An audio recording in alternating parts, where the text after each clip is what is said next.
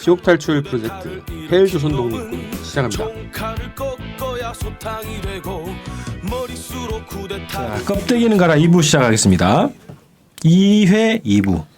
오늘은 기획 주제로요. 이론 분석 뭐 이런 코너인데 기본소득제에 대해서 한번 얘기를 해보겠습니다. 네.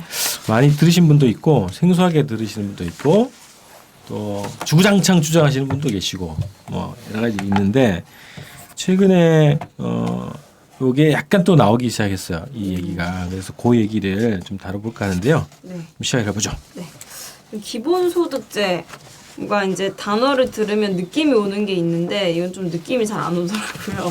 그래서 이게 언제 어디서부터 시작된 주장인지 기본소득제라는 게. 네, 저한테 여쭤보시는 거죠? 네네. 지금? 위 선생님한테 여쭤봤어요. 위키 선생님한테 여쭤봤는데 굳이 역사를 따지면은 뭐 16세기 뭐 이럴 때부터 이제 자본주의 초기부터 그 국빈 대책으로서 그때 그 소위 노동으로부터 소외된 민중들을 어떻게 구제할 것인가 이렇게 여러 이제 그 고민들 속에서 나오게 된 것이고 기본적인 개념은 그거죠. 이제 재산이나 소득의 유무 이것과 관계없이 네. 또는 이제 노동을 하느냐, 노동을 하고 싶어 하느냐, 노동 여부나 노동 의사와 관계없이 사회 구성원 모두에게 최소 생활비를 지급하는 제도다. 지금은 이제 당론으로는 이제 녹색당 한국에서 녹색당이 지금 이제 채택하고 있는 것 같고. 최소 생계비. 네. 최소 생활비를 지급하는 제도. 네. 그러면 기본소득제가 이런 거네요. 저도 100만 원, 삼성 이건희 씨도 100만 원. 그렇죠. 그런 거죠. 모두 다. 모두 다 100만 원. 무상급식이랑 똑같은 개념이죠. 네. 전 국민에게 성인에게 다 준다는 거죠. 성인에게 준다는 거예요. 예, 예. 뭐 아동을 줄 수도 있는데 일단 성인 대상이죠. 근데 이게 자본주의 초기에 나타난 제도인가요? 이게 그 전에는 뭐? 사실요. 이게 옛날부터 주장한 사람들이 있었고 네.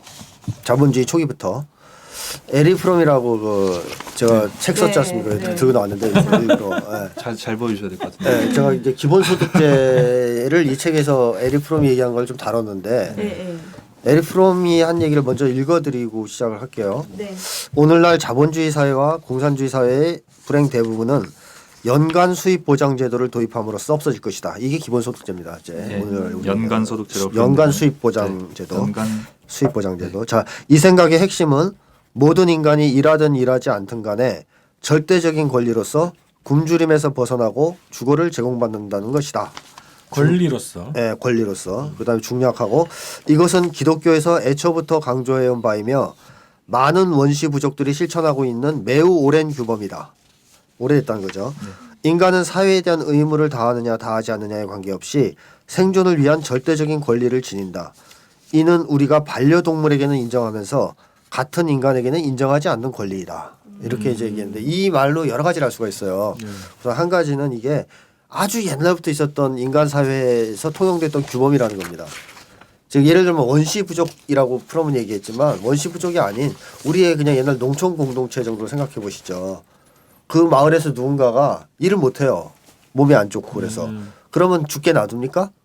이웃들이 밥을 갖다 줘서 살려서 살게 해주지 않아요? 네. 그죠? 고아가 생기면 어떻게 해요? 데려다가 키우고 네. 이런 게 우리 전통적인 사회의 풍속이었어요. 이것은 뭐냐면 그 사회 구성원으로 일단 탄생하면 그 사람에게 최소한의 인간의 존엄을 유지할 수 있는 인간다운 생존과 존엄을 유지할 수 있는 권리를 주고 그거를 사회가 보장해 준다는 차원에서 이걸 이제 인간 사회에서 계속 시스템으로 가지고 왔던 겁니다. 그리고 제가 이제 프롬도 그렇게 얘기를 하지만 자본주의 이전까지는 이게 통용이 됐습니다. 대부분. 돈이 없어서 못 해주면 몰라도 있는 조건에서는 해줬다는 얘기죠. 그러니까 그게 상식적으로 상식적 규범이었다는 거예요. 인간 사회에. 자본주의 사회에 들어와서 이 상식적 규범이 파기되면서 일하지 않는 자는 죽어라. 노동 능력이 없으면 죽어라. 돈 없으면 뭐 죽어야 된다. 이런 식으로의 규범으로 대치됐다는 겁니다.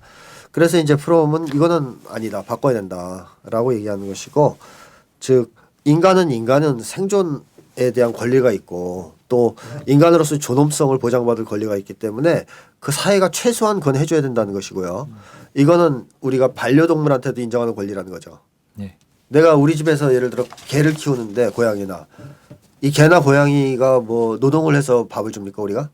재롱을 피우죠. 뭐 재롱이겠죠. 네. 자, 근데 어쨌든 특별히 사회를 위해서 하는 거 없잖아요. 집안을 위해서. 딱히 재롱 안 피우는 애들한테는 주인이 재롱을 피우죠. 맞아요. 그렇게 해서라도 나랑 같이 사는 동물이니까 밥을 주잖아요. 최소한의 생존을 보장해 준다는 얘기죠. 근데 우리가 같이 사는 이웃들한테는 그걸 보장해 주지 않으려고 하는 거죠. 우리 이웃들은 굶어 죽어도 상관없어. 그래서 이제 프롬은 이건 잘못했다 이거죠. 그래서 우리가 정말 반려동물처럼 최소한 반려동물 정도라도 이웃을 생각한다면 이 제도를 반대할 이유가 없는 것이고 만약에 이웃을 그냥 죽거나 말거나 상관없는 적이라고 생각한다면 이 제도를 도입할 필요가 없는 건데 정말 좋은 사회라면 괜찮은 사회라면 저는 전제가 돼야 된다고 생각하는 거거든요. 이 네. 제도가 네, 인간으로 태어났으면 네. 일단 인간으로서의 생존과 존엄은 사회가 책임을 져주는 것이 맞지 않느냐라는 생각이 드는 것이고 그래야 이 사회가 조금이라도 나아질 것이다. 특히 저는 이게 경제적인 차원에서 도입돼야 될 제도가 아니라 지금 한국에서는 인간의 행복 때문에 도입돼야 되는 제도라고 생각하거든요. 이 한국 사회의 모든 불행의 근원은 사실상 돈 없는 사람을 무시하는 풍조와 관련이 있어요. 제가 분석하기로는 심리학적으로 아주 그 오랜 세월 고민하다가 내린 결론이지만 너무 명확하다고 생각하는데 이 풍조가 인간에 대한 고통, 모든 고통과 정신적인 고통과 사회적인 문제를 낳는 기본 요인이 되고 있다. 그러니까 돈 없으면 무시당한다는 공포가 있으니까 사람들이 돈에 집착하게 되고 돈에 집착하다 보니까 치열하게 경쟁하고 이웃을 죽이려고 그러고 또 자기보다 못한 사람 나타나면 무시하고 깔아뭉개려고 그러고 하는 이런 사회 풍조가 만연돼 있지 않습니까? 그러니까 기본소득 제도가 보장되면 그 부분에서 현저한 개선이 있을 수 있다는 거죠. 네. 그러니까 한국이 특히 그런 경향이 강하다고 하는 거는 뭐 다른 나라와 비교해 봤을 때 예를 들면 덴마크 같은 경우에는 직업을 가지고 사람을 차별하는 경향이 없단 말이죠. 너 뭐 어떤 일을 해? 노가다 뛰어요. 그럼 덴마크에서는 사람 무시하고 그러지 않거든요. 근데 우리나라는 무시해요. 왜 무시하냐면 가난하니까 저놈은. 그러니까 가난 자체를 무시하는 풍조가 생겼단 말이죠. 이게 제가 책에서 여러 차례 그걸 분석했는데 자 이런 풍조가 우리를 너무너무 괴롭게 만들어요. 그러니까 어릴 때부터 불안에 휩싸여서 자라나게 되고 좋은 대학 못 가면 어떡하지? 내가 성공하고 출세 못하면 어떡하지? 불안 축복 사회죠. 네, 무시당할 것 같아. 그리고 뭐 조금 잘못하면 남들한테 무시당할 것 같고. 그러니까 사람들이 서로 이렇게 상대방의 약점을 가지고 무시하는 풍조가 사라져야 비로소 우리가 행복해질 수 있거든요. 그래서 제가 응답하라 1988 얘기도 이제 책에서 쓰고 그랬는데 이번에 새로 나온 신간에서 그 마을 자체가 좋은 건 뭐냐면 빈부격차가 없어서 좋은 게 아니거든요. 네. 정원이네 집은 잘 살고 덕선이네 집은 좀 못 살아요. 근데 이 집이 사이좋게 행복하게 살 수 있었던 거는 서로 무시하지 않는다는 거죠. 네. 그러네. 그러니까 핵심은 빈부격차가 완전히 사라지는 게 아니고 소득격차가 완전히 사라지는 게 아니고 무시하는 풍조가 사라지는 겁니다. 근데 이 당시에는 그런 무시하는 풍조가 없었단 말이에요. 80년대만 해도 사람들 사이에. 그러니까 사람들이 지금보다는 삶의 질이 오히려 나았던 거죠. 가난했어도. 근데 이제 이게 변한 거죠. 한국 사회가. 왜? 이제 덕선이 아빠 같은 경우에 그런 사건을 경험하잖아요. 아들 학교에 갔다가 아들 친구들이 자기 아들한테 반지하라고 부르는 네, 걸 들어요. 그러니까 이 아빠가 그 얘기를 듣고 너무 속이 상해서 포장마차에서 혼자 술 마시면서 소주 마시면서 이렇게 막 신찬탄하고 있었겠죠. 근데 그때 할머니가 온단 말이에요. 건팔러. 근데 이 아빠가 옛날에는 너무 그런 걸 많이 사오는 아빠였잖아요. 뭐 이제 네. 외판원들이 파는 거 다 사오는 아빠였는데 그날은 행동이 다르더라고요. 안 살라 그래요. 그래서 할머니한테 계속 거절합니다. 안 산다고. 그러니까 할머니가 계속 부탁하니까 마음 약해서 사주면서 이런 말을 하죠. 할머니 이번이 마지막이에요. 앞으로는 못 팔아드려요. 이게 한국 사회가 왜 이렇게 그렇게 포착을 하시구나. 왜 한국 사회가 이렇게 되는 걸 보여주는 상징적인 장면이에요. 이 아빠가 아들 사건을 경험하지 않았다면 아들이 반지하라는 놀림을 받는 그런 말을 듣는 장면을 경험하지 않았다면 과연 할머니의 껌을 안 팔아주려고 그랬을까요? 팔아줬을 겁니다. 근데 그걸 경험하고 나니까 이제 못 팔아주겠는 거예요. 왜 못 팔아주냐? 반지하라는 말을 듣기 싫거든. 빨리 탈출해야 돼. 탈출해야 돼. 탈출하려면 어떻게 해야 돼요? 껌 팔아주면 안 돼요. 그러니까 이제 한국인들이 이런 경험들, 돈 없어서 무시당하는 경험을 하면서부터 이웃을 생각하지 않게 된 겁니다. 원래 악독해서 그런 게 아니고 자기가 너무 고통스럽기 때문에 이제 할머니 건 팔아줄 때가 아니라는 거예요.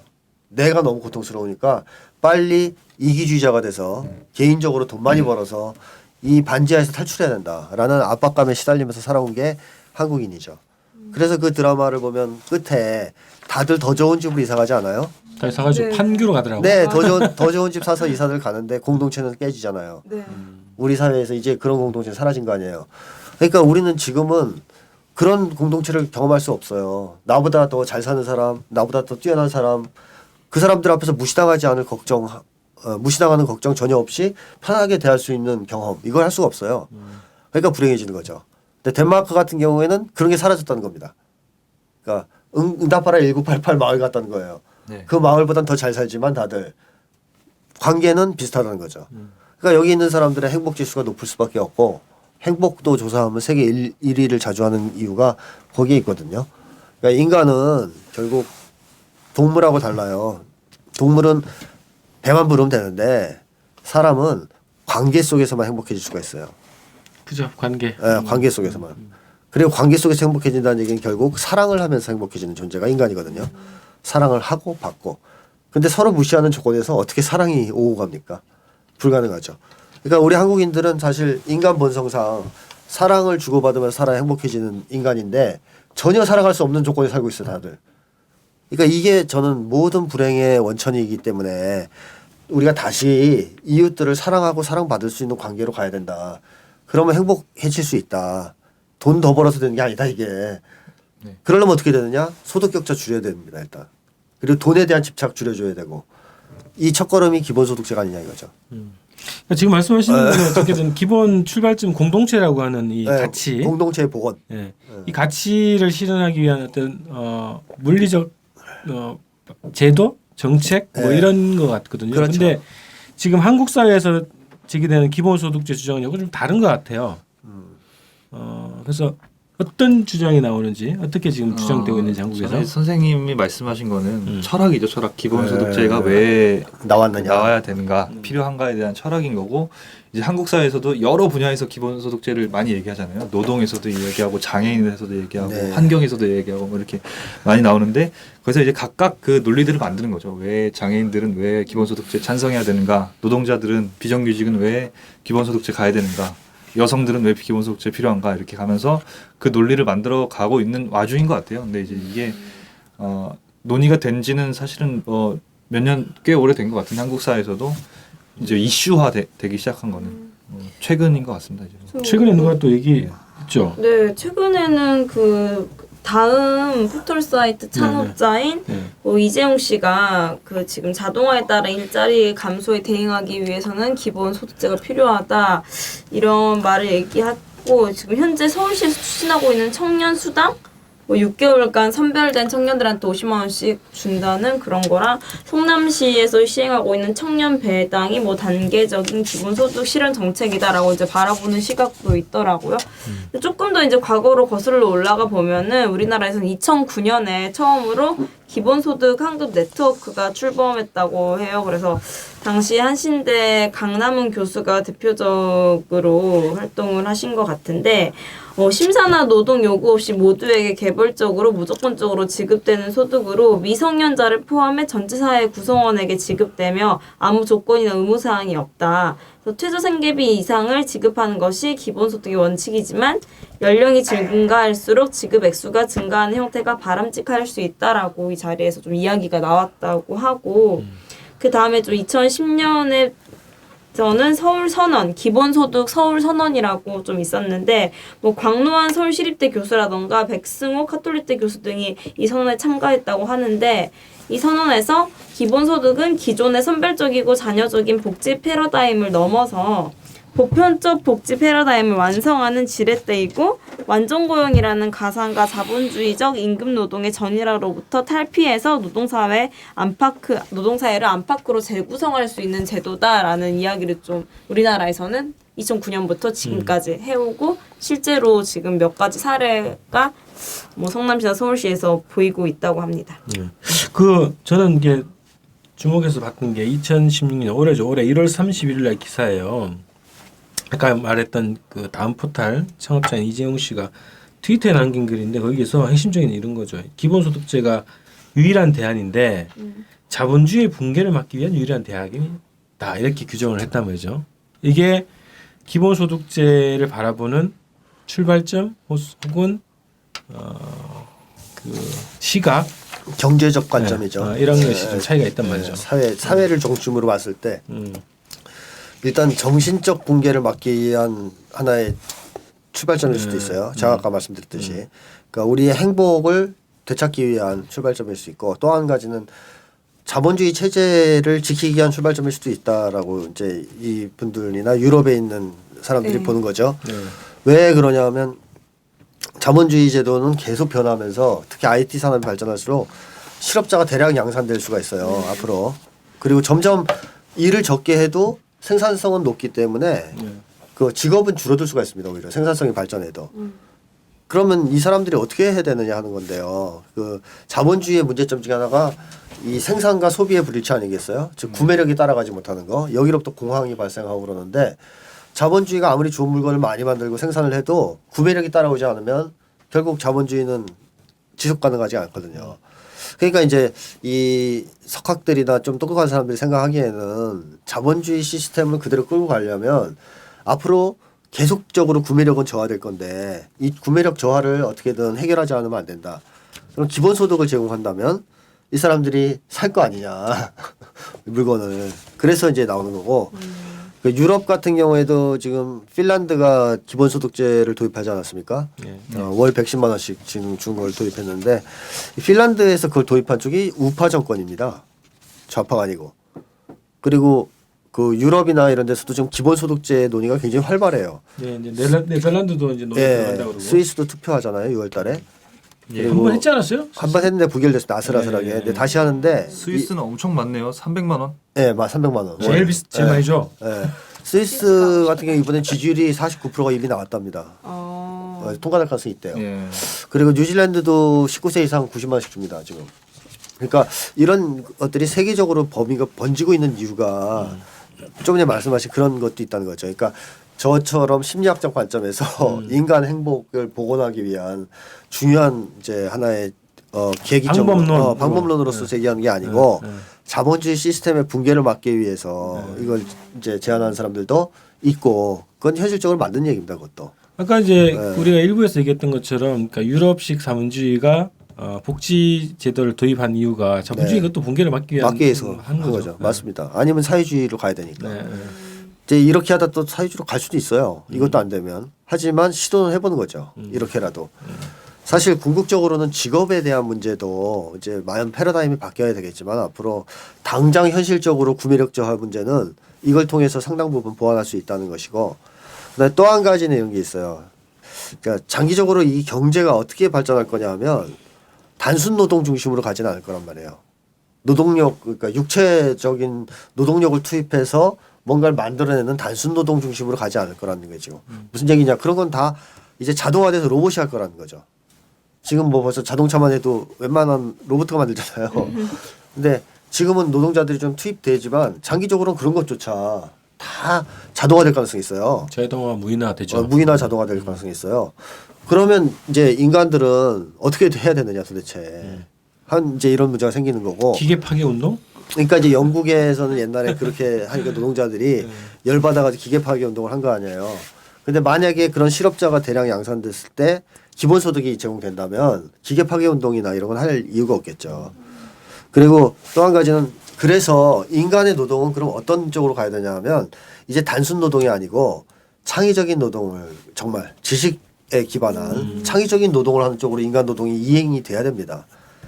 근데 이 창의성이라는 것이 도대체 어디서 나오냐는 거죠. 창의성이. 예를 들어서 불행한 사람한테서 창의성이 나올 것이냐 아니면 행복한 사람한테서 창의성이 나올 것이냐. 당연히 후자입니다. 그래 아니 뭐 그 가난에 찌들고 이렇게 막 반드시 나는 성공해야 돼 그래서 공부 열심히 해가지고 이런 거 막 그런 사람은 창의성이 없어요. 없어요. 창의성에 한계가 있어요. 따라가는 건가요? 자기가 좋아서 한 게 아니기 때문에. 그러니까 우리가 헝그리 정신 갖고 복싱계를 섞어나는 시절이 끝났잖아요. 네. 그건 한때는 되는데 딱 그때까지. 과학적인 트레이닝 뭐 이렇게 해가지고 하더라고요 요즘에는. 그러니까 기본적으로 저는 뭐가 하냐면 좋아서 해야 돼요. 그 자체를. 네. 빌 게이츠든 스티브 잡스든 좋아서 한 놈들이에요. 놈이라 죄송한데 그 사람들 좋아서 한 거지 어릴 때 부모가 시켜가지고 그런 거 만든 사람들 아니에요. 그러니까 이 좋아서 했다는 것이 의미하는 거는 뭐냐면 자유가 있었다는 거고 인생에 그 속에서 행복감을 느꼈다는 거거든요. 그러면 창의성이 나와요.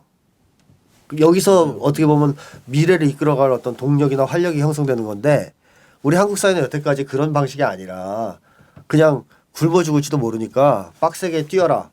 이러니까 이제 열심히는 했죠. 열심히는 했지만 창의성 있게 열심히 하는 건 아니라 이거죠. 그러니까 우리나라는 베끼기는 잘하지만 애플 같은 건 못 만든다 이거죠. 아이폰 같은 건. 네, 아이폰 나오면 갤럭시 베끼는 건 해도 아이폰 자체를 만드는 건 못해요. 왜냐? 사람들이 그런 정도의 창의성을 가진 사람은 별로 없어요. 이 사회에 보면. 우리나라 그 초등학교 때 창의력 이런 거 강조하면서 창의력 학원 또 생겨서 학원. 창의력의 획일화. 그래서 우리나라 애들이 학교 다니면서부터 창의력이 떨어져요. 네. 그리고 지식이 많이 배울수록 창의력이 떨어져요. 네. 일단 이거부터 바꿔야 돼. 사람들이 이 불안과 공포 있잖아요. 내가 생계를 유지할 수 없을지도 모른다. 굶어 죽을 수도 있다. 혹은 뭐 무시당할 수 있다. 이렇게 살면 이거 자체가 없어져야 도전 정신이 생기고 창의성이 생기고 자기가 좋아하는 일을 하려고 합니다. 배짱도 생기고. 네. 그죠. 덴마크 예를 들면 덴마크가 그 사회보장 제도 잘 돼 있고 뭐 이러니까 다 놀 것 같죠. 되게 도전을 많이 한대요. 젊은 사람들이.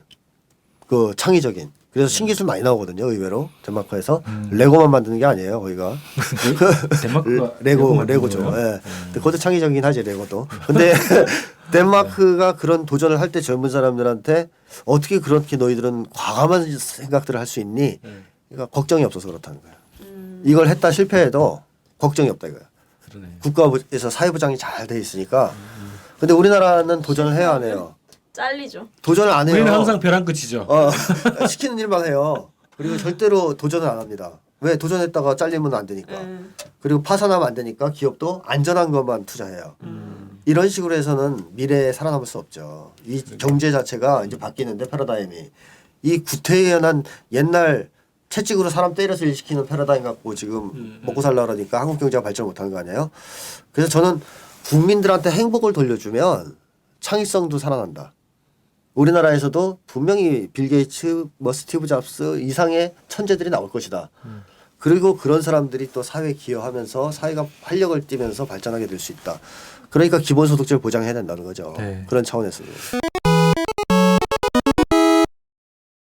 어쨌든 기본소득제로 다시 돌아와 보면 그런 생각이 들더라고요. 어쨌든 기본소득제가 필요한 이유는 알겠어요. 이유가 자본주의가 발전해 감에 따라서 노동 수요가 감소하고 그 사람들이 잘려나가면서 구매력이 감소하니까 이거를 보완하기 위해서 경제적인 차원에서 그렇게 이제 기본소득이 필요한데 사실 거기도 두 가지잖아요. 해결책이 기본소득으로 모든 사람한테 돈을 줄 것이냐 아니면은 네. 구매력을 증대할 수 있는 다른 방식 임금 인상이라든지 뭐 이런 그 노동에 대한 그 가치를 더 높게 쳐준다든지 이런 방식이 될 텐데 한국 사회도 지금 그래서 두 가지로 드러나는 것 같아요. 한 가지는 기본소득제를 주장하는 분들이 있고 또 다른 한 가지는 최저임금을 올리는 방향으로 얘기하는 게 있고 근데 이제 이런 그 해결 방식에서 예를 들면 프롬이나 이런 분들이 기본소득이라는 거를 이런 경제적인 차원에서 좀 이야기한 게 있는 다 줘야 된다고 봤죠. 프롬은. 그게 오히려 더 낫다고. 도움이 된다. 네. 왜냐하면 일단 직업의 의무랑 관계없이 이렇게 하자는 거예요. 직업과 상관없이 최저임금이라고 하면 취직 못한 사람은 어떻게 돼요? 이게 문제가 되지 또. 그러니까 다 주자는 거죠. 다 주고 그러면 이제 다 주면 아까 그런 얘기 나올 거 아니에요. 이건희 회장한테도 굳이 줄 필요 있냐 이런 얘기 꼭 하거든요. 주고 새 걸 많이 거두면 되죠. 그러니까 증세를 그만큼 철저하게 하면 부자 증세를 철저히 하면 이제 문제가 해결되는 거죠. 그리고 한국 사회 같은 경우에는 그 정말 이 뭐랄까요 복지 혜택 받는 게 인간의 자존심을 많이 무너뜨려요. 한번 해보셨어요? 그 없다는 걸 증명. 차상이나 이런 거 증명하는 게 굉장한 고통을 줘요. 정신적 고통을. 그러니까 자기가 가난하다는 사실을 증명해야 되거든요. 가난을 증명하라. 네. 그러니까 뭐 가난을 증명하기 위해서 정말 없는 걸 하는데 그 사이에서 느끼는 모멸감 같은 거. 그게 인간의 또 이제 마음을 파괴하고 이런. 사람도 파괴하고 돈도 많이 들어요. 돈도 많이 들죠. 그리고 가짜도 많아요. 또 그렇게 타가는 놈도. 그래서 그런 쓰잘데기 없는 비용도 이제 없어질 수 있다고 그래서 핀란드에서도 그 얘기를 하죠. 그렇게 선별하는 돈 이런 거 다 없어지고 다 줘버리는 거죠. 그 대신 세금 징수만 철저하게 많이 번 사람 많이 걷어버리는 쪽으로 가면 된다 이거죠. 그러니까 이제 실업자가 됐을 때 실업급여 같은 거 뭐 실업보험 같은 것도 필요 없어요 이제. 노인도 따로 필요 없어요. 무조건 다 주니까. 그러니까 아주 단순해질 수 있죠. 그런 점에서. 지급 체계가 간단해지겠네요. 굉장히 간단하죠. 네. 기업체계가. 저는 근데 그 두 가지 고민이 드는 건데요. 하나는 근본적으로 이렇게 예를 들면 우리 한국 사회 근본적인 어떤 뭐 문제점 모순을 해결하기 위한 유일한 대안인가 징검다리인가 징검다리죠. 네, 이렇게 좀 봐야 될 것 같고 그래서 네, 네. 근본적으로 지향이 될 것은 뭐 저는 그런 사회가 되면 그 창의적인 조건이 보장되는 사회가 되면 사람들이 문화예술 쪽, 그죠?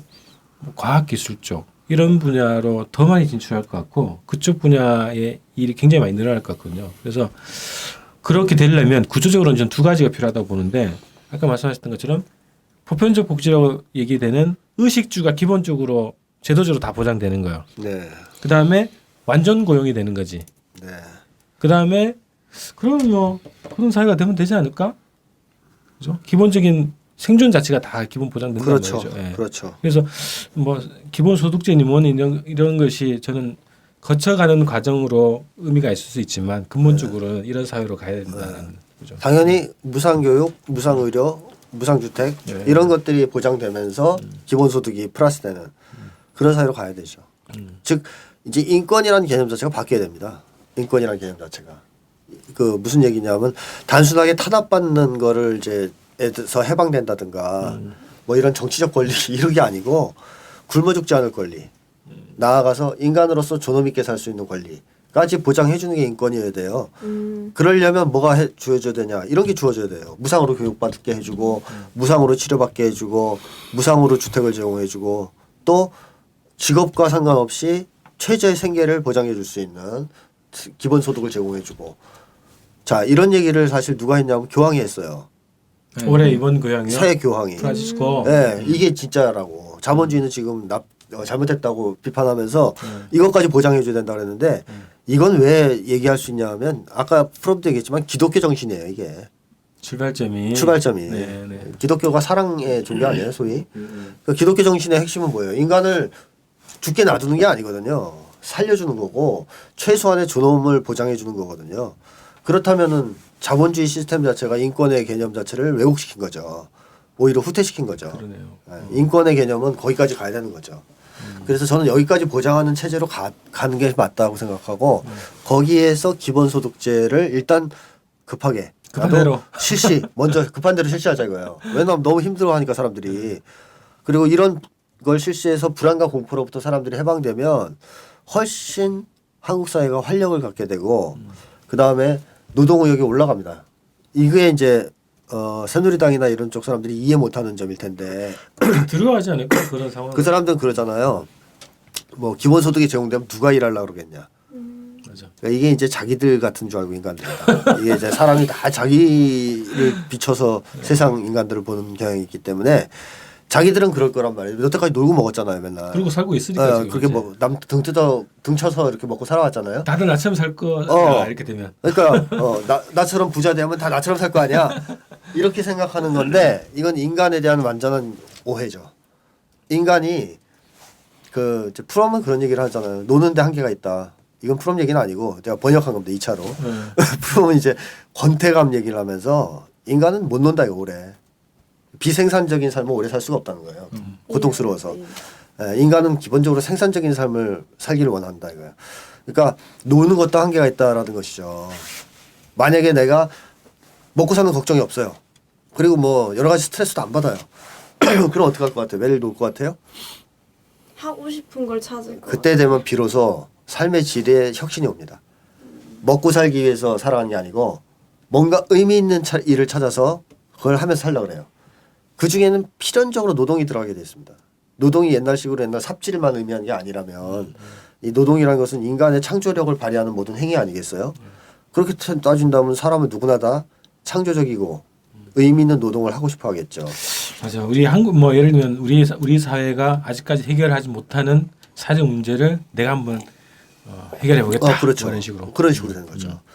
거기서 인간은 행복을 진짜 느낄 수 있기 때문에 오히려 사회 자체가 그렇게 건전하게 삶의 질이 전환되면서 행복해지는 쪽으로 가지 노는 쪽으로 안 간다는 거죠. 큰 차이가 있는 거네요. 그러니까 최저임금을 10,000원 줄 것이냐, 네. 기본소득을 보장할 것이냐 여기에는 네. 최저임금론을 주장하시는 분들은 노동 의욕을 촉진시키기 위해서 네. 최저임금을 놀려야 된다라고 네. 하는 거고, 기본소득을 주장하시는 분들은 인간은 노동을 원래 하는 존재이고 네. 추구하는 존재이니까 네. 그냥 삶의 조건을 마련해 주면 그렇죠. 자연스럽게 창조적인 노동이 일어날 것이다. 네. 이게 인간 간의 차이가 있는 겁니다. 그래서 프롬이 얘기하는 것이 인간관 자체가 잘못되면 그 기본소득제를 반대할 수밖에 없는데 인간관 중에서 가장 잘못된 인간관 중에 하나가 바로 인간은 놀고 먹기를 좋아하는 존재라는 인간관이라는 거죠. 절대로 인간은 그렇지 않다는 겁니다. 경험을 통해서 연구해봐도 그렇고 실증적 연구를 해봐도 그렇고 노는 거 좋아하지 않습니다. 근데 그런 이데올로기가 엄청 우리한테는 지금 이 사회를 살아가는 우리한테는 너무나 당연한 것처럼 받아들여지고 있으니까. 네, 왜냐하면 부모님들만 보면 다 알아요. 은퇴를 하셨는데 기어코 밭을 일구신단 말이지. 그렇죠. 어디 나가서 뭐 하려고 그러시고 그걸 안 하는 분들이 오히려 삶이 피폐해지잖아요. 병들어요. 병들어요. 그래서 남자들도 50대니까 제가 잘 아는데 제 주변에 다 은퇴한다고 한 말이죠. 노는 거 좋아하는 사람 하나도 없어요. 돈을 못 벌어서가 아니에요. 퇴직하면서 퇴직금이 많아도 괴로워해요.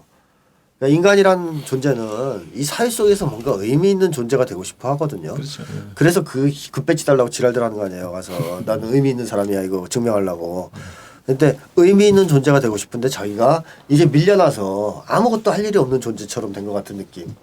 이것이 너무 괴로운 거니까 사람들은 사실상 특별한 이유가 없다면 뭔가 의미 있는 노동을 찾아서 하려고 합니다. 근데 한국 사람들은 자원봉사나 이런 거 안 하려고 그러죠. 왜냐하면 당장 먹고 사는 문제가 걸려 있으니까. 의미 있는 일이라지만 돈이 안 되면 안 해요. 먹고 사는 문제 해결이 안 되니까. 그러니까 먹고 사는 문제를 해결해 주면 그런 일을 하는 사람들이 왕창 늘어날 것이고 그 왕창 늘어나는 것은 당연히 사회에 큰 이제 좋은 그러니까 작용을 이게 하겠죠. 기득권 세력들이 그런 사회를 원하지 않죠. 원하지는 않죠. 창의적인 인간의 창의성이 무궁무진하게 발현이 되면 진보적인 사회가 되는 거니까. 그렇죠. 자기들은 그 권력 기반이 없어지는 건데 네. 절대 반대하겠죠. 이 사람들은 일단 복지 자체를 반대하고 그런 평등 사회를 반대할 수밖에 없는 심리적 조건이 있어요. 뭐냐 하면 이 가진 자들, 기득권층이 한국 사회에서 어떻게 보면 가장 불행한 사람들이거든요. 그러니까 행복이라는 걸 모르고 살아온 사람들이고 행복이라는 거를 사실 지금도 못 느끼고 있어요. 그러니까 이 사람들은 그런 사회가 됐을 때 자기들이 가지고 있는 유일한 즐거움도 사라진다고 생각해요. 무슨 얘기냐? 이 사람들은 행복이 없으니까 어디에서 행복을 느끼면서 살려고 그러냐? 아니 기쁨을 느끼려고 그러냐? 잘난 체 하는 데서, 남들 짓누르는 데서, 권력 휘두르는 데서 이런 병적인 어떤 행위를 통해서 기쁨을 느끼려고 그러거든요. 마치 이제 그 중학생으로 비유하자면 친구들 삥 뜯으면서 자기가 힘이 있다는 착각에 빠지는 이 양아치처럼 그런 즐거움밖에 모르는 애들이에요. 근데 문제는 아까 같은 좋은 사회, 평등 사회가 되고 행복 사회가 되면 삥 뜯기를 못 하잖아요, 이제. 자기 권력 과시도 못 해요. 나 금배지 달았다고 막 거들먹거리지도 못해요. 그러니까 그런 사소한 즐거움마저 다 뺏기면 어떻게 사냐 이거죠, 자기들은. 못 산다 이거죠. 그러니까 얘들은 이런 사람들은 행복하지 않기 때문에 행복으로 뭐 안 가려고 그래요. 행복을 경험해 보지 못했기 때문에 그 병적인 쾌감에 집착해서 행복으로 가는 거를 반대하게 돼 있어요. 심리적으로는 제가 볼 땐 그렇고. 또 우리 보통 사람들의 입장에서는 우리는 행복이 뭔지 안단 말이에요. 사람들을 사랑하고 도와주고 이러면서 행복할 수 있다는 거 알거든요. 그러니까 행복할 수 있는 게 눈앞에 있는데 왜 안 가려고 그럽니까? 우린 가려고 그러죠. 근데 이 사람들은 가려고 그러질 않아요. 그런 사회가 되면 자기들은 어떠한 기쁨도 누리지 못할 거라고 생각해요. 그러니까 삶이 그만큼 불행한 거예요. 기본소득제 한국에서 얘기되는 혹은 뭐 다른 나라에서 얘기되는 그 제도 내용 중에 그런 주장도 있죠. 그러니까 보편적 복지 자체를 다 없애고 기본소득으로 다 퉁치는 이런 제도 형식도 있고 그러지 않나요? 핀란드가 그랬죠. 핀란드가 지금 그런 제도예요? 보편적 복지를 다 없앤 건 아니고 네. 그 아까 얘기했던 여러 다양한 복지제도 있잖아요. 노인 연금이라든가 네. 이런 거 싹 없애고 다 그냥 기본소득으로. 아니 그 개념 말고 기본 우리가 제공하는 그 복지제도 있잖아요. 의료보험이나 그런 거? 네. 그런 거를 이걸로 그냥 다 퉁쳐버리는 그런 제도가 도입된 혹은 주장하는 이론이 있지 않나요? 그게 뭐 말씀하신 핀란드 모델이 그런 거죠. 네. 우파 쪽에서 그런 얘기는 네. 좀 했죠. 네. 장기적으로 그렇게 한다 뭐 이렇게. 근데 아마 안 될 겁니다. 왜냐하면 핀란드는 이미 복지 제도라든가 이런 게 정착이 된 나라라서 무상의료, 무상교육 이런 게 다 됐잖아요. 이걸 다 없앤다는 것은 우리 화장실 있죠. 고속도로 휴게실하고 화장실에 휴지 있죠. 그거 다 없앤다는 거랑 비슷해요. 그게 없을 때는 우리가 우리 거 갖고 들어가서 이제 쓰는 게 당연하지만 맨날 있다가 갑자기 화장실 휴지 없으면 화나거든요. 저도 뺏으면 화나죠. 그러니까 이제 이미 체험을 한 사람들한테 그걸 되돌리는 거 후퇴시키는 건 만만치 않아요. 그러니까 아마도 그건 힘들 것 같고 다만 아까 얘기했던 선별적 복지를 보편적 복지 정도로 바꾸는 시스템 개조 정도는 성공할 수 있을 텐데 무상교육, 무상의료 이런 거 손대기는 좀 어렵지 않겠느냐. 기본소득 이게 제도의 문제로 가면은 사실은 너무나 많은 이야기가 나올 것 같아서 그 한 가지만 더 여쭤보고 싶은데 이제 프롬이 얘기했던 그 여러 가지 이제 그 실증적인 연구 데이터를 가지고 이제 네. 기본소득제가 인간한테 가장 좋은 제도다 이렇게 얘기하신 것 같은데 네네. 그런 다른 사례들이나 이런 게 좀 소개시켜 주실 만한 게 있으면은 뭐 예를 들자면은 사람들한테 어떤 것을 제공했을 때 노동력이 상승하느냐 하는 건데요. 그런 연구를 여러 차례 이제 한 거를 데이터를 제시를 했는데 핵심은 그겁니다. 인간이 자기가 얼마나 자기 삶을 통제하느냐 하는 거에 달려 있지 임금에 달려 있지 않다는 것이 증명됐죠. 행복도도 마찬가지고. 그리고 행복에 관한 연구들도 역시 경제적인 수준, 돈이 아니고 관계가 얼마나 좋으냐. 그다음에 자기가 얼마나 자기 삶에 대한 통제권을 갖고 있느냐. 따라서 행복도가 결정된다는 연구들이 있어요. 자, 이런 걸 본다면 인간이 결국 행복해지려면 뭐가 필요한가? 기본소득제가 도입되면 뭐가 좋아지냐면 행복지수가 상승하고 자기 삶에 대한 통제권이 올라갈 거 아니에요. 하고 싶은 걸 할 테니까. 돈 때문에 이제 하는 일은 없어질 테니까. 그렇게 되면 사람들의 삶의 질, 수준, 행복도, 노동의욕 이런 것이 전반적으로 상승하는 결과가 나온다는 거죠. 그래서 미국인가 어느 도시에서 실험한 결과도 있다 그러고 아프리카 어디에서 좀 했다 그러는데 데이터가 아주 좋더라고요. 보면은 그 실험을 했을 때 그 전체적인 도시의 수준이 올라가니까 단순하게 노동력의 수준, 노동의욕 정도가 아니고 전반적인 수준이 다 올라. 범죄율은 떨어지고 뭐 예를 들어 사람들의 문화적인 수준도 올라가고 뭐 다 올라가는 쪽으로 이제 나와요 데이터들이. 이런 데이터들이 지금 이 기본소득제 주장하는 사람들의 어떤 이제 힘을 좀 실어주는 게 있죠. 실시하는 데서. 그래서 이런 정도로 봤을 때 심리학적으로 봤을 때도 프롬이 계속 이 주장을 했던 것은 인간이 불안과 공포에서 해방되는 순간 진정으로 인간다운 삶이 시작된다. 그리고 거기에서 모든 해결책이 열릴 것이다. 이렇게 보는 거고 따라서 이 제도를 전면적으로 인류가 시행할 필요가 있다는 거죠. 그래서 이게 아까 이제 이중희 연구원 얘기 듣는 것처럼 제도를 어떻게 도입하고 어떤 체계를 갖출 거냐 이런 게 중심이 아니고 인간에 대한 관점, 인간에 대한 인간의 행복, 인간의 가치가 무엇인가에 대한 어떻게 보면 이념 싸움일 수도 있어요. 네. 그죠? 네. 기득권 세력들하고 민중들하고 그래서 단순한 제도 문제만 바라볼 문제는 아닌 것 같다. 그렇죠. 그러네요. 그리고 사실 그 문제가 해결되지 않으면 이건 도입이 성공할 수 없다고 생각합니다. 이 과정에서 인간관 자체에 대한 혁신이 있어야 되고 인간에 대한 새로운 긍정이 있어야 된다고 생각을 해요. 이게 기본소득제가 이제 인간의 보편적인 진보와도 네. 그러면 긍정적인 영향을 미친다고 보는 거네요. 그렇죠. 네. 사실 마르크스가 얘기했던 사회주의 이론, 공산주의 이론도 기본소득제를 전제로 하는 거 아니에요. 왜냐하면 마르크스가 그런 얘기했잖아요. 하루에 1시간만 일해도 먹을 게 남아 돌아서 노동을 할 필요가 없고 심지어 공산주의에 가면 노동은 그냥 뭐가 되느냐 의무가 아니라 필요. 그러니까 사람들이 필요로 해서 하는 것이 된다. 즉 자기의 창조성을 발휘하는 행위가 될 것이지 이게 먹고 사는 거로 되지 않는다. 그러니까 제가 정말 낚시 즐기듯이 노동하게 되는 시대들이 올 것이다라고 얘기했어요. 막스가 공산주의 사회가. 그러면 그런 사회 발경에 깔려 있는 기초는 뭐냐면 바로 기본소득은 기본적으로 보장이 돼 있다는 얘기잖아요. 그러니까 그 당시에 사람들은 어때? 그렇게 되면 하고 싶은 일, 원하는 일, 즐겁게 하루에 적절한 시간 노동을 하는데 그건 기쁨이라는 거죠. 행복이고. 그 사회가 이상 사회거든요. 막스가 얘기한. 그러니까 이제 사회주의 공산주의 주장에도 기본적으로 이 기본소득이라는 것은 전제화되어 있는 거죠. 그러니까 사람의 최소한의 생존권과 존엄하게 살 수 있는 권리를 보장하는 것 정도는 깔려 있고 그 다음 플러스 알파가 사회주의 이론이라고 봐야 됩니다. 참 저는 사실 오늘 이제 기본소득제가 주제라고 해가지고 한국에서도 이제 기본소득과 관련해서 찬반이 좀 치열하잖아요. 나름 진보 진영 내에서는. 진보 진영 내에서는 아까도 계속 말씀드렸지만 최저임금을 올리는 방향으로 갈 것이냐, 기본소득 가야 되냐 이런 게 나오는데 실제 그 논쟁 이전에 인간을 어떻게 바라볼 것인가에 대한 관점이 이 기본소득 논의를 하기에 앞서서 필요할 것 같고 이거를 더 많은 사람들이 이 기본소득이 이제 만약에 정치적으로나 뭐 인간적으로나 도움이 되기 위해서는 단순히 이제 이런 정책이나 이런 문제가 아니라 인간관을 바꾸는 문제 네. 이런 거에서도 중요한 화두가 될 수 있겠네요. 저도 사실 이런 얘기 나올 줄 몰랐는데 오늘. 그래서 이게 경제적 관점에서 논쟁하면 안 됩니다. 논쟁이 벌어지면 안 돼요. 뭐 재원이 뭐냐 뭐 이거 도입되면 뭐 얼마나 이득 보냐 돈으로 이런 거로 따져서 될 문제가 아닙니다. 이거는. 이건 근본적인 이 철학의 혁신과 인간 간의 혁신과 관련된 문제고 인간 행복에 대한 견해와 관련된 문제고 하기 때문에 관점 자체를 바꿔서 토론을 좀 해야 된다고 저는 생각해요. 그러네요. 이 돈 얘기 나오면 사실은 한도 끝도 없고 머리 아파질 것 같은데 이렇게 인간관에 대한 문제를 하니까 기분이 좋아지네 얘기하면서 막 그리고 상상하게 되고 돈으로 재단하지 말아야 되는 문제들이 있어요. 인간의 행복이나 존엄성과 관련된 문제는 돈으로 재단하면 안 되거든요.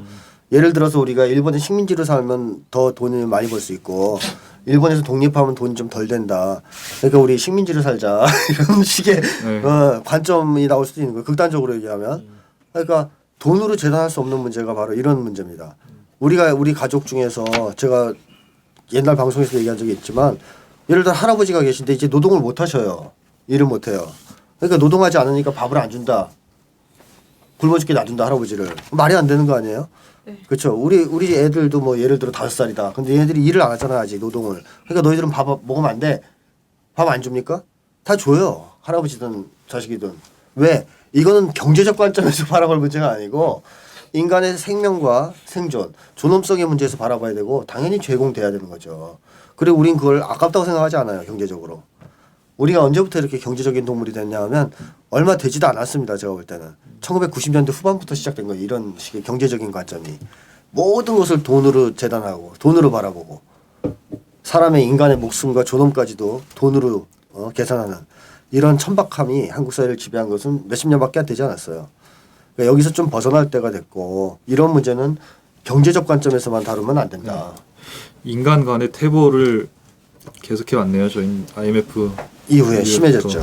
굉장히 심해졌죠. 특히 이제 그 학자, 철학자든 사상가든 뭐 선생가든 심리학자들이 이런 학문적으로 또 이 가치, 인간에 대한 인간관에 대한 얘기들 많이 해주시는 게 필요하고 또 정치 영역에서 한국 사회가 어떻게 가야 되겠는가. 국민 행복 시대 맨날 이제 얘기하는데 그거에 대한 철학적 논쟁을 정치가 좀 붙여야 된다고 보는 거죠. 필요할 것 같아요. 정치가들도 철학이 있어야 돼요. 그런 정도의 식견은. 자 생각해 보십시오. 인간관 자체가 새누리당 같은 사람들 즉 보편적 복지를 제공하거나 뭐 기본소득을 제공하면 다 놀고 먹을 것이라고 하는 생각을 가진 놈들은 어떻게 하겠어요. 국민들을 맨날 채찍질로 때리겠다고 발상을 가질 거 아니에요. 그러면 솔직하게 그런 얘기를 하라 이거죠. 우린 인간을 못 믿는다. 그러니까 우린 복지 제공하지 않고 맨날 채찍으로 때리겠다. 이렇게 얘기하라 이거죠. 근데 이제 상대편 입장은 결국 그런 인간관이 아니니까 이런 걸 주장을 하는 거고 그런 정치인이 등장해서 새누리당하고 논쟁을 해야 돼요. 우린 때리지 않겠다. 때리지 않고 오히려 안전하게 해주고 불안해서 해방시켜주고 행복하게 해줌으로써 이 사람들의 노동 의욕을 살려주고 행복 사회를 끌겠다. 우린 너랑 인간을 보는 시각이 다르다. 이렇게 싸워야 되는 거고 사실은 새누리당 같이 인간 혐오나 불신에 물든 애들은 정치권에서 나가야 돼요. 얘네들이 정권 잡으면 인간을 괴롭히는 일밖에 할 수가 없어요. 그게 확 부각돼야 되겠네 선거 때. 저는 그런 생각이 드네요. 얘기 들으면서 이제 새누리당은 인간을 채찍질해가지고 네 맞습니다.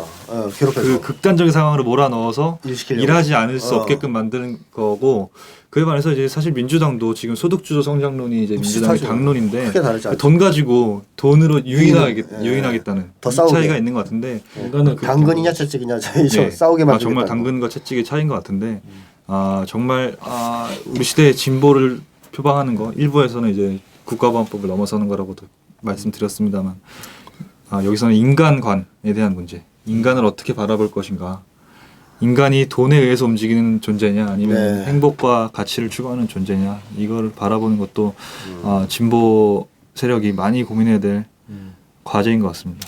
20대한테 딱 그 기본소득 딱 제공이 되면 네. 다 운동권 될 것 같아. 학생이 막 열심히 하고 그죠?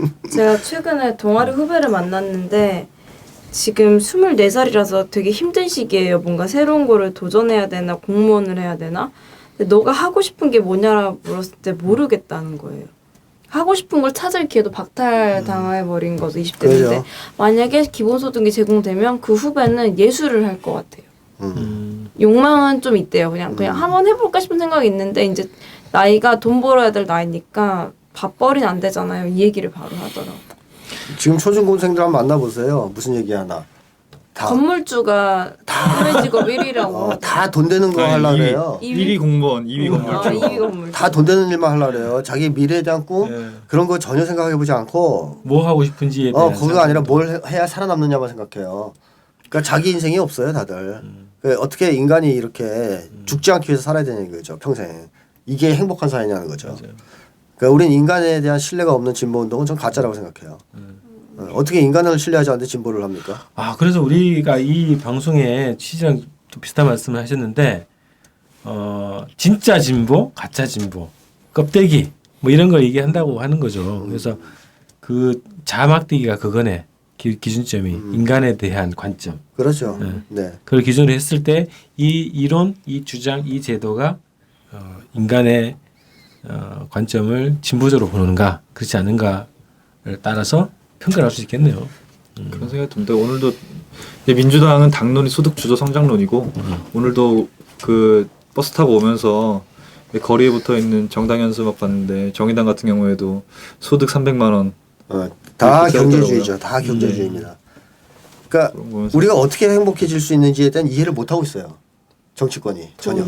새누리당은 뭐 기본 빼고 일단 논의라고 새끼들은 민주당, 정의당까지도 이해를 전혀 못 하고 있는 거예요. 소득이 300만 원 된다고 행복해지는 게 아니에요. 500이 돼도 행복해질 수가 없어요. 서로 무시하는 조건에서는. 제가 그래서 이번에 그 신간에서 그런 얘기도 썼거든요. 소득이 향상돼도 전혀 행복해지지 않는다고. 미국이나 한국이나 지금 자살률이 제일 높은 집단은 소득 상위 계층입니다. 상위 10%. 자살률이 높은 거죠. 네, 네. 이 인구는 적으니까 일단 인구 비중으로 자살 비율이 높은 곳이 그쪽이란 말이죠. 왜? 돈 많이 벌어서 관계가 좋지 않기 때문에 행복할 수가 없어요. 인간은 절대로 고독해서는 행복할 수 없는 존재거든요. 관계 속에서 사랑을 하고 사랑을 받고 이렇게 살아갈 때 행복할 수 있는 존재이기 때문에 그게 회복되지 않으면 행복해질 수가 없는데 우리 한국 사회의 지금 문제점은 소득이 낮아서 그게 해결이 안 되는 것도 있지만 결정적으로 이미 너무 사회가 나빠지면서 그게 악화되어 있는 게 문제니까 그거를 회복시키는 쪽으로 가야 되고 그런 관점에서 기본소득제를 주장해야 맞는 것이라는 거죠. 그러니까 소득을 보존해주기 위한 기본소득제 주장은 핀트를 좀 벗어나게 하는 것이다. 오히려 돈에 대한 욕망만 부추길 수 있다. 그래서 어떻게 보면 우리가 이 방송을 비롯해서 여러 곳에서 제가 지금 얘기하려고 하는 것은 행복을 어떻게 하면 행복해질 수 있는가에 대한 이해. 우리 한국 사람들이 다들 행복해지길 바라지만 사실 행복이 어디서 오는지 잘 몰라요. 그냥 막연하게 돈 많이 벌면 행복해지지 않을까, 출세하고 성공하면 행복해지지 않을까 이렇게 생각하는데 오산이거든요. 그게 가능했다면 이렇게 불행해졌겠습니까? 행복해지려면 결국 관계가 회복돼야 되고 공동체가 복원돼야 된다. 여기에 대한 이해가 없으면 정치인들도 말짱 꽝이라는 거죠. 소득 300만 원 이거 소용없다는 거죠. 그래서 그런 점에서 안타까운 면이 있습니다. 지금 정치 쪽은. 자, 오늘 기본소득제 가지고 이제 얘기를 해봤는데 이게 전혀 다른 관점으로 우리 얘기를 좀 했고 제도의 문제보다는 인간에 대한 관점의 문제로 오늘 이 주제를 좀 다뤄봤습니다.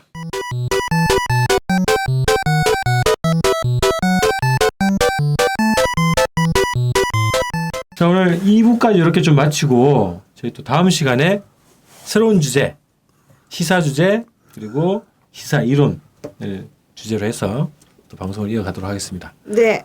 오늘 첫 타석 이준현 연구원.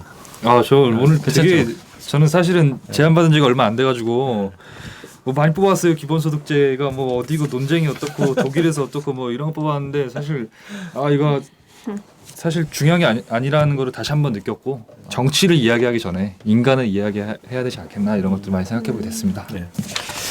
자 이렇게 해서 그때인가라 2회 이렇게 마무리하겠습니다. 수고하셨습니다. 네, 수고하셨습니다. 감사합니다.